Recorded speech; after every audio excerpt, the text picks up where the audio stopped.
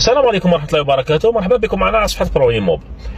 خوتي كاين ناس بزاف اللي يتسقسي ويقول لك انا نخلص طون واش من صيغه تاع ساكن اللي تخرج عليا ونقدر نسجل فيها صح بالشهريه ولا الخلاص ولا الدخل ديالك، واش من صيغه تاع الساكن اللي تقدر تسجل فيها؟ هذا سؤال يعني مليح.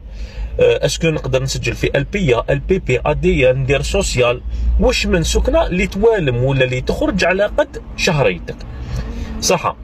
نبداو بالفئه المعوزه، الناس اللي ما عندهاش دخل ولا شهريتها قليله، تكون ما تفوتش 2,400، يعني بالعاميه الناس الزواوله واللي ظروفهم صعيبه. في هذه الحاله يقدروا يديروا سوسيال، طالب سكن اجتماعي ايجاري، بيبليك لوكاتيف معروف بسوسيال. داكور صح. دوكا اللي الدخل ديالو هو مع تاع الزوجه، يعني في زوج مجمولين، يكون يساوي ولا تحت 12 مليون سي فوا السميك. مثلا يخلصوا 3 ملايين ولا 4 ولا 6 ولا يخلص واحد فيهم يعني 3 ونص ولا 4 ونص. المهم الدخل يكون يساوي ولا تحت 12 مليون، كان وحده ولا مع زوجته. هاد الحاله يقدروا يسجلوا في البيه الترقوي المدعم، وين تقدر تستفاد من اعانه تاع الدوله 40 ولا 70 مليون، هذيك على حساب الشهريه. بصح كاين تنبيه برك هنا خوتي، لازم تثبت باللي تقدر تخلص، لانه الخلاص ماشي ينحوا من الشهريه كيما اديال، لا الخلاص على 5 دفعات، عندك 20% 15 35 25 الاخرى 5%.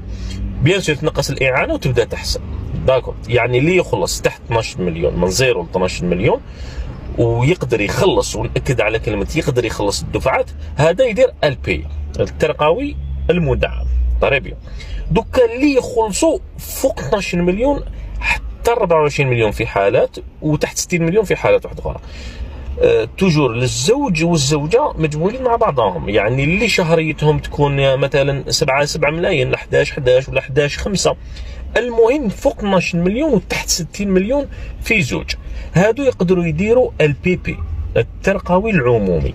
بصح لازم تكون قادر تخلص، لانه الخلاص في البي بي على 3 دفعات برك، 50 مليون الاولى، من بعد 100، بعدها تكمل 95% الباقيه، وما تخلصش اعدار زوج يلغيو الاتفاقيه، يعني باش نكونوا واضحين صح. دوكا نجو هادوك اصحاب الدخل اللي يفوت 20 و 25 مليون فما فوق، هادو يقدروا يسجلوا في البي ال الترقوي الحر بروموسيونيل ليبر، مديوره اللي دخلهم طالع ومرتفع، اللي يقدر يشري ويخلص فوق المليار يسجل فيها البي ال ترقوي حر يعني ليبر. الخلاص تاعها يكون كاش ولا عندك 50% ولا الباقي دفعات.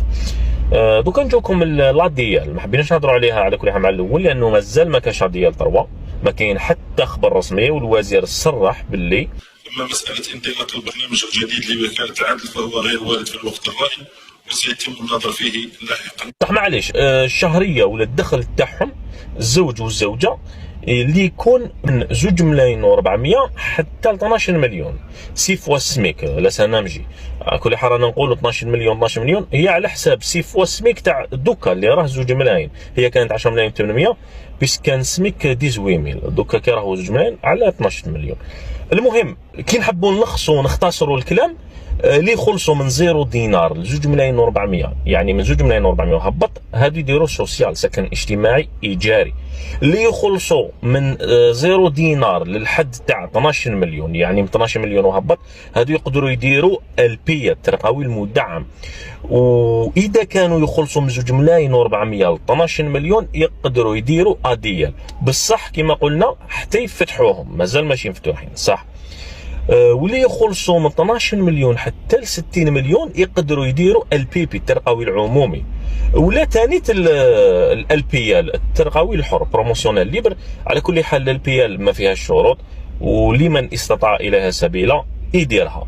المهم هذه كانت على كل حال كل شهريه والسكن اللي تقدر تسجل فيه، يعني كانت باختصار. على كل حال المره الجايه ان شاء الله نديروا لكم يعني بالك الفرق بيناتهم البي بي لا ديال، باش ناس تعرف وتفهم هذا السياق تاع السكن والشروط تاعهم وما يشبه.